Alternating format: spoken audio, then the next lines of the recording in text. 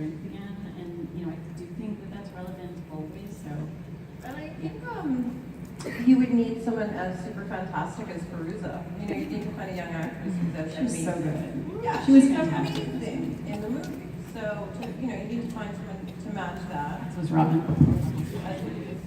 Thank you. But also, I'm just going to throw this out there too, that for me, it was like a little bit different journey for them, because it was originally a white role. I really decided to get in there.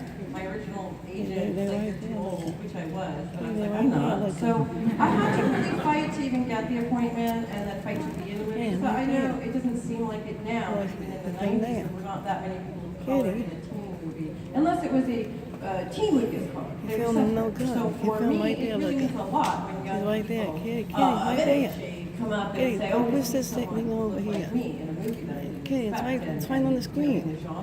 See it on the screen? And when we saw it, Let your film on the screen there. Because it doesn't enhance, okay? So it's kind of neat as an adult to have that reflection.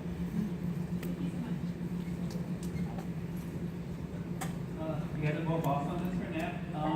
Euro was the final girl in the Spring franchise. If you could any other franchise, who would you like to be killed by?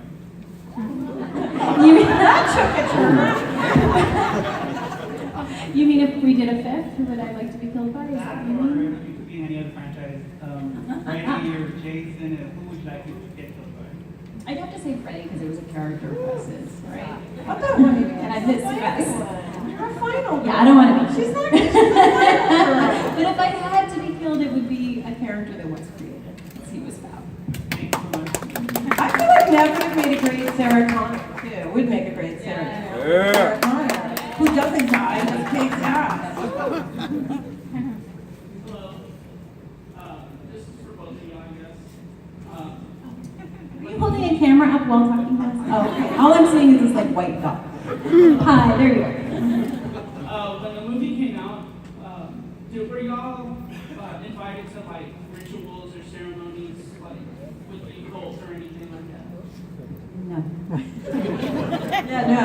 No, but no, because, we're actors. But, like I said, Bruce and I were into the subject matter. I've always been into esoteric stuff, and I have a tarot book and deck set coming out next year. That's like part memoir, too, with my experiences from, then I'll talk about the film a little bit. So, no occult stuff, here's my thing, right? Energetically, how do you vibrate, right? So I would never really get into deep, dark stuff. One of the last thing I said to Fairuza, who's amazing on set, when we give her gifts, we swap around gifts at the end, and I said, use your powers for good.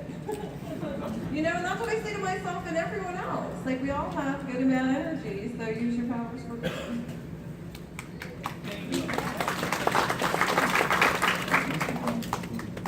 Huh? Your Instagram has a lot of positive things. Oh yeah, I like True Rachel True.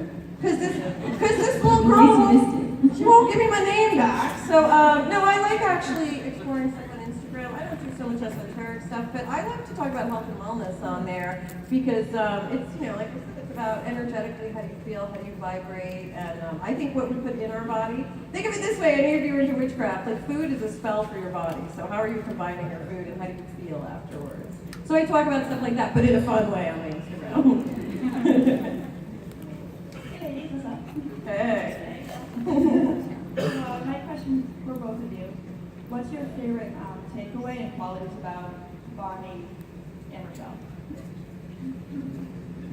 It was so long ago.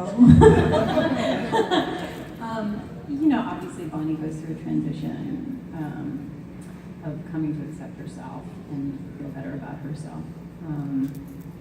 Inevitably the lesson should have been she didn't need to change the scars to feel better about herself. That would be the more advanced lesson.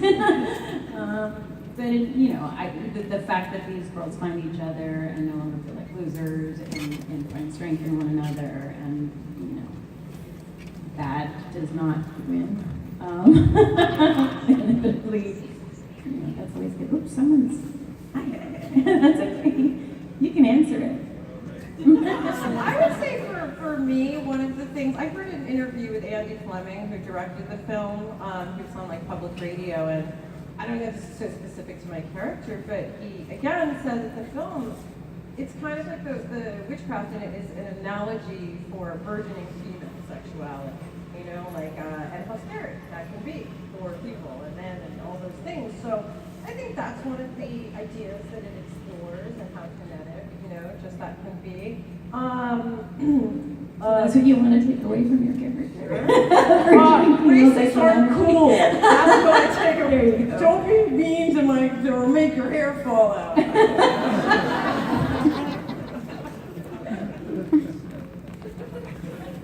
All right. That answer your question?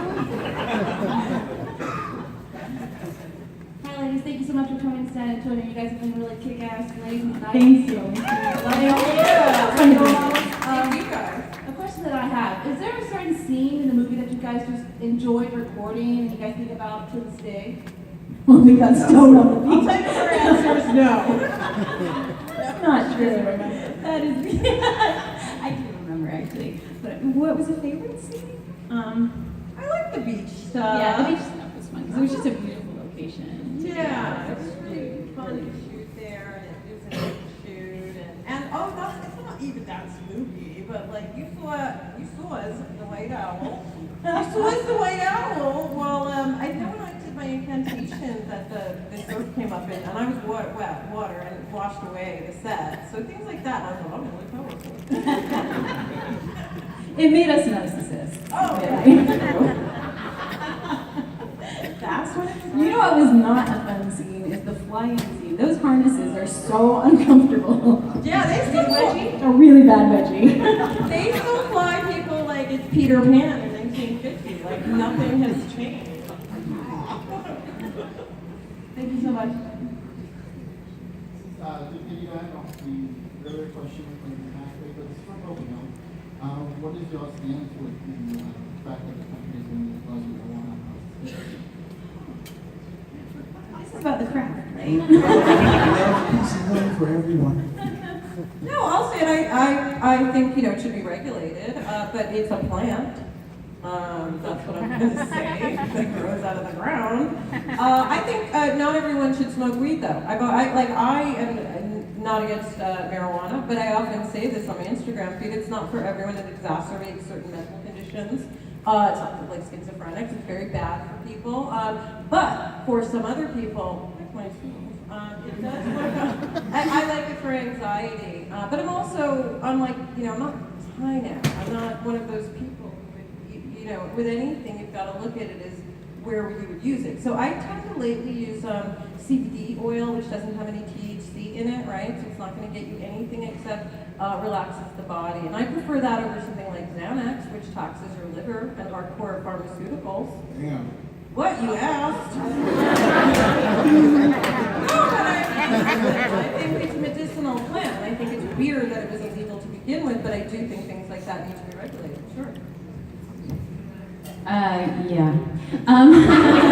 No, I definitely think it needs to be regulated. I think it's a little scary right now because it's so potent and strong. And I do, listen, my mom's from Amsterdam. She lives in Amsterdam. I've been exposed to it since I was a child. But in Amsterdam, because it's been legal for so long, there's been a lot of studies done. They've, a lot of research because they have, decades of history. There are a lot of people with issues, with anxiety issues, with schizophrenia, and I think we need to look to those resources and that research that's been done and maybe utilize it if we're going to regulate it. Here's the other thing. If you're playing video games and smoking weed for 6 hours a day, you're wasting your life and your time. You could be learning a skill in those 6 hours. I'm not saying there's anything wrong with video games. I love them, right? But if we're doing something for 6 to 8 hours a day and smoking weed while and zoning out, then Not accomplishing much. right, we wouldn't be sitting here. I wouldn't be sitting here if I just sat around and smoked weed and didn't do anything. That's the truth. You gotta hustle in life. All of their time here. And When did y'all realize, as visual actors, when did y'all realize y'all made it? As far as, okay, I'm successful. Like the family started, respecting it. When did they say that? I know, I'm like, No, I think the first time I saw my name in a crossword in the New York Times, that was pretty cool. There was a sandwich named after me in a deli in New York City. I'm like, I made it. Jeopardy question be in a movie like this, and they would have been more impressed back in the 90s if I was on a soap opera and could have seen me every day, you know? Like, seriously. So family will always give you a hard time, but I think if you're an actor, you don't really think about it in terms of that, to be 100% honest. You really don't. You're trying to find the next job and the next thing that's interesting to you, and whatever accolades you got from that thing, if you were to sit in that space, you would be a narcissist. Right here now.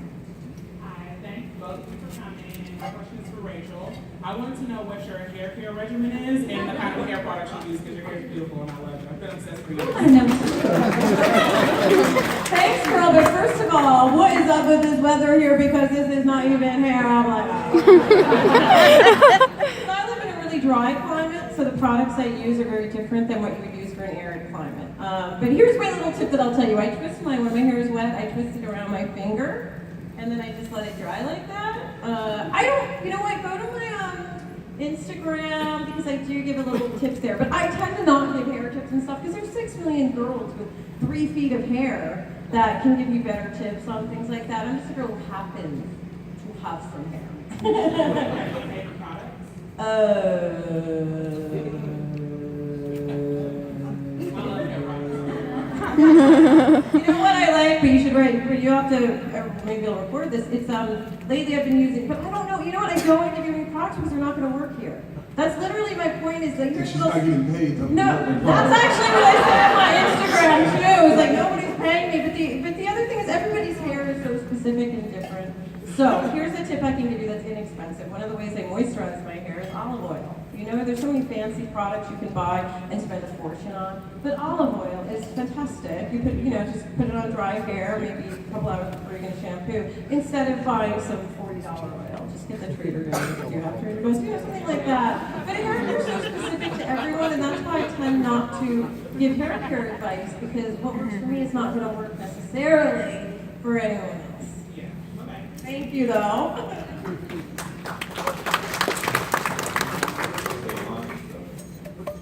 First, I want to say thank you for coming. You're both very beautiful and talented.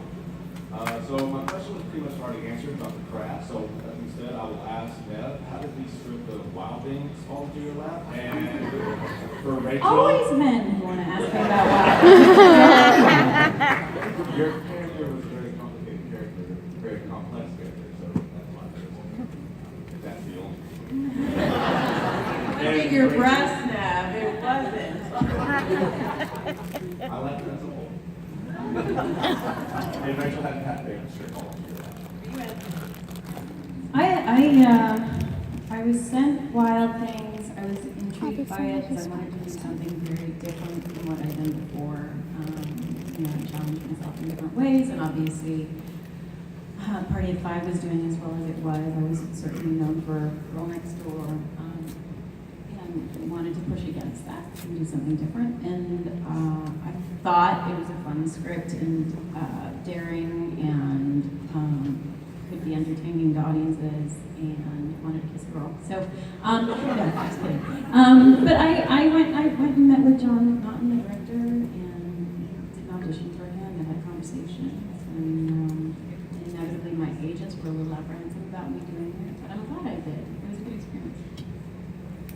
And for the half baked thing, I think it was a regular channel. It came through my agents, and I just read once for it and with Dave.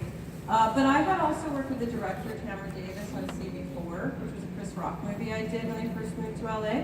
It was really my first movie. So I knew the director, went in and met Dave. But the other thing is, the side story to that is I think they originally wanted Kooky Stacey Dash from Clueless, but she refused to go in and read. Lesson learned, Which right? is ego, actually, on some of actors' parts. Sometimes we read, sometimes we don't. But had she gone in and met with him, then it probably would have been her, Mary Jane. The other thing is, I can still go anywhere in the world, and someone calls me Mary Jane and hands me something, which is weird.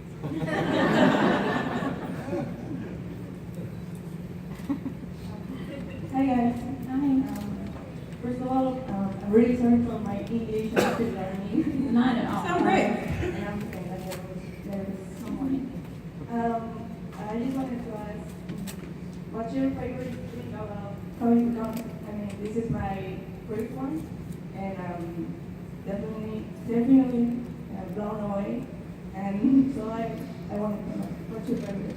I only started coming to these a couple of years ago, and I was really nervous the first one. I just didn't know what to expect. And it's such a nice opportunity for us as actors to meet the fans and to meet people who see our work, because unless you're on stage, you know, you're behind the camera, they say action, they say cut, you do your job, you never actually see what the response is. You read critics' reviews, which is not always fun, but you never actually meet the audience. So it's really nice to meet you guys and just hear your experiences and hear responses and see how our work touches or doesn't. That's always fun. And you know, what I love about these things is everyone seems to be very like-minded, I think. And it seems like,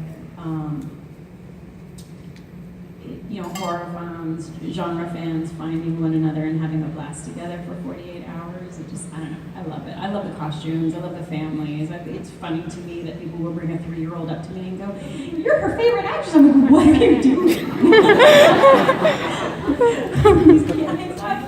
A couple of years, the first one I went to, this kid had he was 5 and he had a dagger coming out of his head. What is happening here? So there's something really fun about Little it. I baby love it. Sydney's roaming around. Babies I who were know, named after named Sydney. Sydney. But yeah, and I want to say for the conventions, I think my first one, we did it together, and it was weird, the first one, because I didn't know what to expect, and you know, when there's a lot of people around, it could be nerve-wracking, but then after that, I totally get it, and I want to thank you guys, because if it wasn't for you guys supporting this stuff, whatever this stuff is, whether it's a horror movie or another movie, you guys keep it alive. Your love is what keeps these films around, so thank you.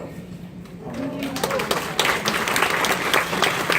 to back to that question, we're fans of y'all, but what are y'all fans of? What do y'all keep down with? You mean film-wise, or? Film, superheroes, scary movies. Oh, I like scary movies, actually. I really like The Haunting of Hill House. Did anyone see that on Netflix? I thought it was really, really, really well done. Although some people were really scared of it, I wasn't, because I won't ruin anything, but at that one big episode, I was like, that's cute, Nellie. That's what I'm going to say about that. I wasn't scared, but I was like, that's cute. But I just saw Hereditary, the movie.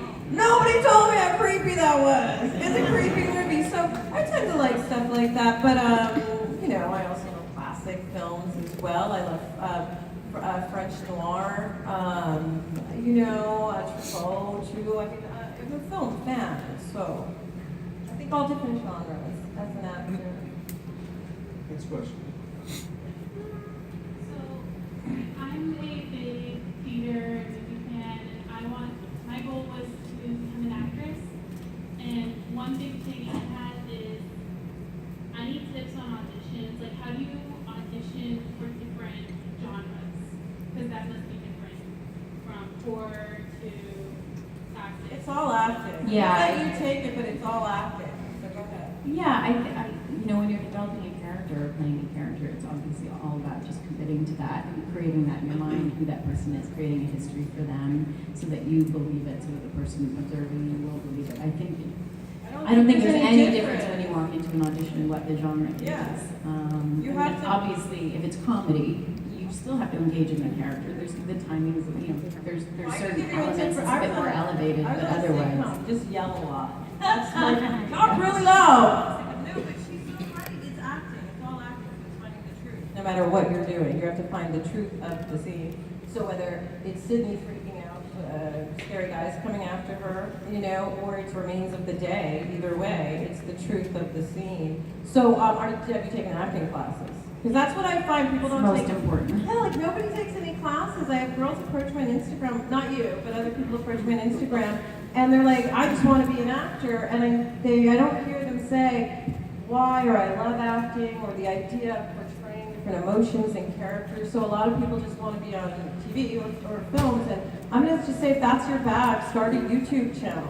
You know, like, I know I'm not going to harsh you out if you're not studying, but don't think you can roll into without some prep. You have to be passionate for the craft itself. It is a really, really hard business to be a part of, and there's very, very few of us who actually ever get to work. Isn't it and something earn a like living. 1% And of SAG 1% actors of SAG have speaking actually roles? make more than 15 grand a year. Right. Um, And even have speaking roles. So it's really, really hard. So you better love it. It better be the only thing you can possibly imagine doing. I've been doing community plays and little acting roles since I was 7. Oh, that's My great. mom started me young, so it just progressed into I want to do this. This is what I want to Nice. do. Well, I mean, I think training is the ultimate. Obviously, you want to have all the tools in your bag when you go into those rooms.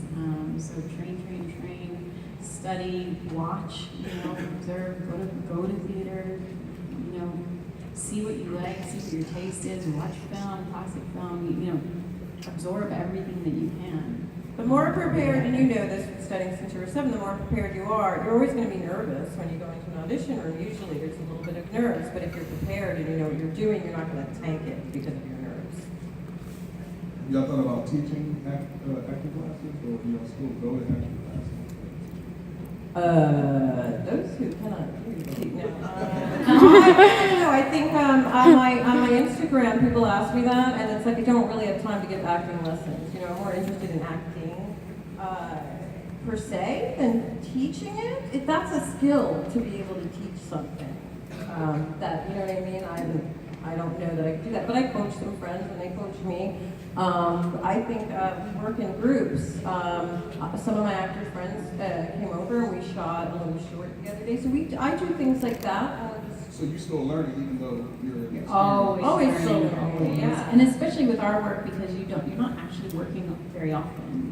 It's not like every week you go to work. There'll be months off before you go back, so you want to keep your muscles working. I work with a coach in New York whenever I have a role come along and I want to find stuff and have someone help me and be my mirror. I use her. She's I have a tip though for actor or anyone who wants to explore acting. Sometimes if I'm trying to get stuck in a scene, I can't figure out how to say the line, I'll play around with it in different accents and different things, and just to loosen it up. And the tip I'll say for actors that I had to learn when I was younger was just make a choice on the line. If the line is I'm going to the store, and you just say it blank like I'm going to the store, that means nothing. But are you upset? Are you excited? Are you happy they're going to? You have to, any choice is better than no choice, right? In the craft or any other movies y'all have done, have y'all seen any mistakes y'all did that didn't end out? Oh, every project that I've done, I would say I would do that differently now. Aspects of it. I mean, you are always learning and improving. I don't sit and watch myself. I actually still watch their stuff. Click, look around. Hi, I was wondering, in your time of going to cons, has there ever been another guest that you have totally geeked out seeing? I get excited about meeting everybody at these things. It's always fun because it's so rare that we actually, unless you're working with specific actors on a film, we rarely run into each other or meet each other. So I'm always excited. I would have loved to have met Rick Moranis. Is he still here? Oh man, I'm from Toronto, so I grew up, knowing that he was Canadian. Okay, but yesterday I met Jeff Goldblum in the green room, and I literally was like, oh my god, what a tall drink of water. And then I didn't say anything because I was like, he's married, and I'm not a 1940s gumshoe detective looking at a dame. Like, just leave the man alone. It was just, but he's an amazing actor, but I never really thought about it in terms of that. And I was like, oh yeah, he is like walking stuff. That's who he is. But I'm a good Answer for Rachel. It's exciting to meet lots of these people. We've grown up seeing them as well, or we've maybe worked with them a long time ago. So just, seeing people we know is fun. Hi, I just wanted to know, I grew up in elementary school when screening and also the two of the movies and classmates were like, oh my god, this is intense, this is like our first grown-up movie. And it kind of changed my point of view of what's out there. Because I grew up Catholic, so I didn't know there was that kind of Wicca, that kind of religion. And I was just wondering, is there a movie that kind of like made you open your eyes to the outside world? You're like, oh, I didn't know this about this life, or a movie that kind of changed your life. You know, I was lucky in the sense that my father always had us watching foreign films from very, very early. So I was exposed to seeing other worlds very young and other cultures. And I'm very grateful for that. I think it's important that we look at films from other countries. We learn so much about their cultures, their way of being, the things that excite them and don't. I don't know, I was lucky in that sense. I don't know if there's any one specific film that opened me up in that way, but that's what's wonderful about movies, isn't it? Yeah, and I can't really think of one specific film rather than, just the feeling of that time in my life. But I do know, I'll throw this out there for you, especially having a lot of people grow up Catholic. One thing I've learned about it is, like let's say tarot cards. A lot of girls come up, they're like, ooh, I don't know, my mom says, and the devil, and I'm like, wait a second, you see this angel? That's an angel from the Bible. You see this tower here? That's the Tower of Babel from the Bible. So there's so many Christian allegories in something like a tarot deck. It's all sort of related to me. I think, what book I really liked when I was very young, I read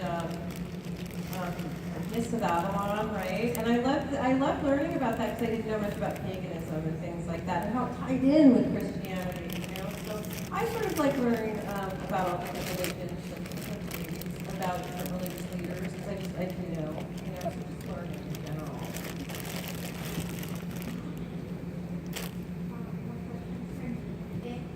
Neve. That's okay. If you had a chance to do spring, like spring live, would you do it, or would you need like the original cast to come back as well? Wes Craven passed away, and I think it would be really hard to make a screen film without him. I mean, he was the master, and he was so phenomenal. Is the reason these films are as good as they are. Also, there's some issues with the Weinsteins right now, so it might be difficult to make another screen movie, which is all unfortunate. Yeah, and I don't know if I'd want to do one without Wes, to be honest. My question is, earlier you said that it was different one from one genre to another, female going from screen to a movie like, Well, yeah, is there a type of movie that either of you have not done that you're still curious about doing that you would really like to do that for some reason you haven't? I don't know if there's one genre. I did Skyscraper this year, did an action movie, and that was super fun. I haven't done this before. And I've always wanted to, because I was a dancer, so I really like getting physical, so that was a blast for me, and I think what's wonderful about our work is we could get to sort of jump into doing new things. So I was excited about that. I would love to do a big musical. I've done, I did Reefer Madness for Showtime years ago with my brother, and I started in that, I was a dancer, and I started in that world on stage. I'd love to do a big musical. I think that would be fun. I can't sing, so I'm like, oh, that sounds scary. Or dance, so fun. I would love to. I've never done an action movie. I think that would be so much fun to run around. That's what I did. Also, not for nothing. I would love to play a musician too, because I can't really play guitar, but when someone put one in front of me, I can fake it real well. And all of a sudden, I'm so much more out there. And so to be able to play that kind of character would be fun. And a period piece. I mean, back when I first started, there were no roles in a period piece except as a slave for me. So I'd like to think I'd love to do a period piece where maybe I wasn't a slave. What? That's true. Speaking of Scream, the franchise and all that, has MTV during their run of the television series for Scream, by the way, question for Neve, have they come to you in terms of any discussions for a potential involvement such as cameos or doing a full episode dedicated to your character Sydney or anything of that nature? You speak really quick. You didn't take a breath there. No, they never did. I'm offended. To be honest, I haven't seen Scream, the TV show. Have you? You do like it? I've seen some sparks here and there that are reminiscent of the actual film series itself, and Yeah. from where I saw it started picking up a bit. Good. Well, that's good. No, you know what? I have a 6-year-old and a 9-month-old at home, so it's not something I would choose to put on the TV. Slightly traumatizing for them, although lots of people do that here at Comic-Con.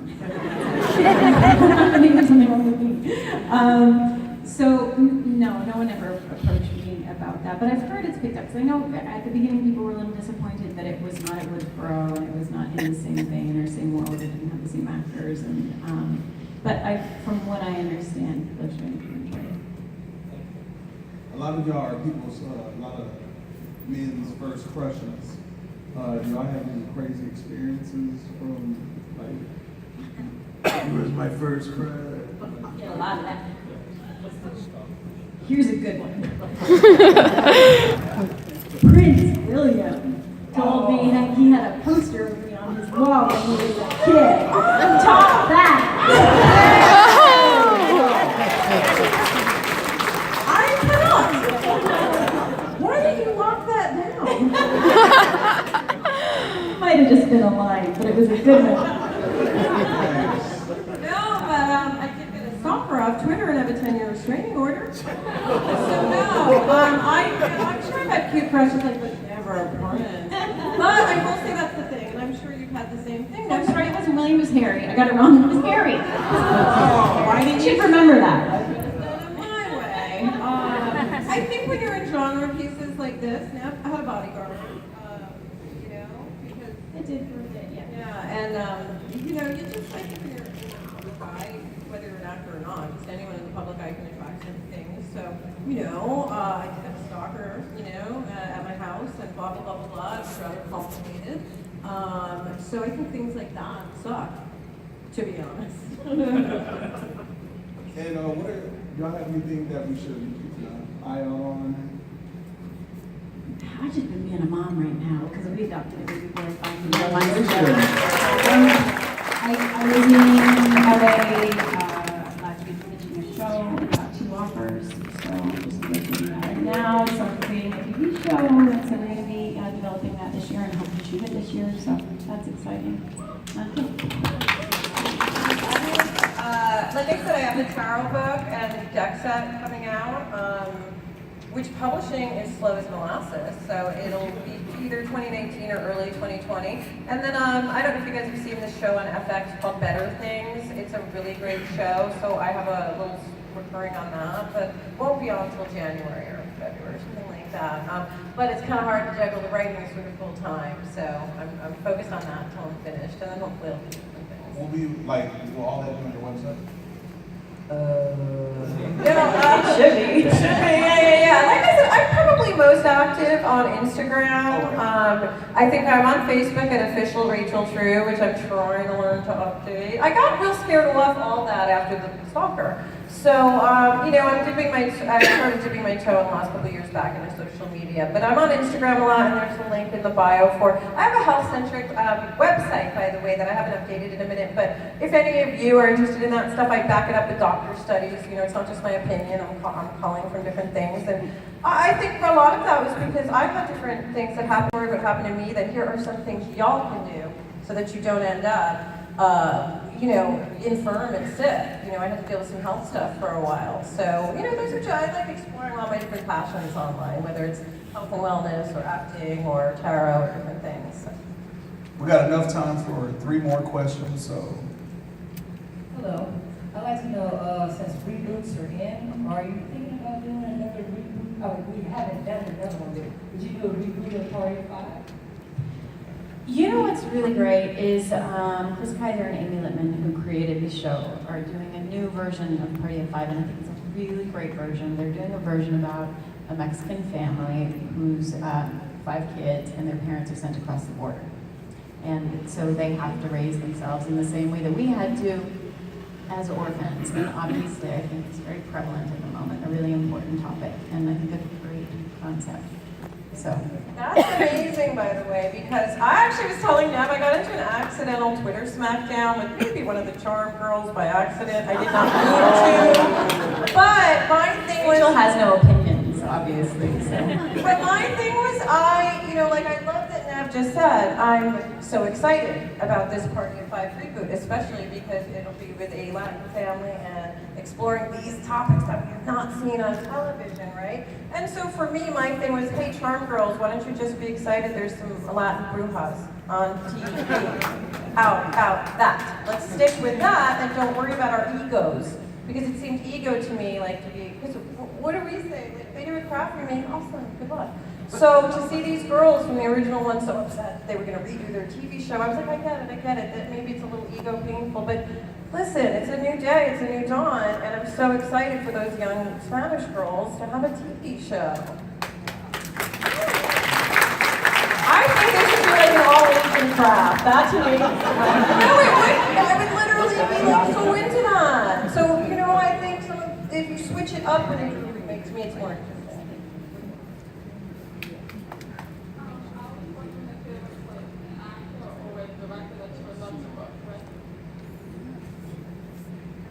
There's so many great ones I know that I haven't had a chance to work with. I mean, who's your favorite director?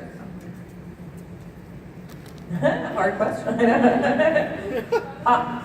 There's so many. Like, I don't even know that I could name one because there's so many great talented directors, from Jordan Peele with Get Out to, you know, old school directors who are doing their last few movies. So anyone talented, it's a joy to work with.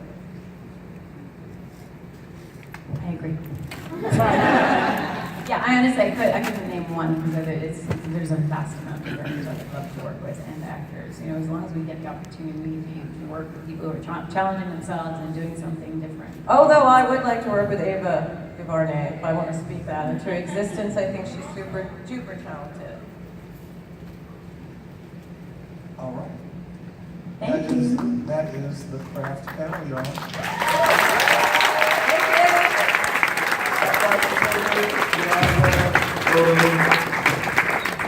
Thank you so much, guys. You guys have been awesome. Thank you.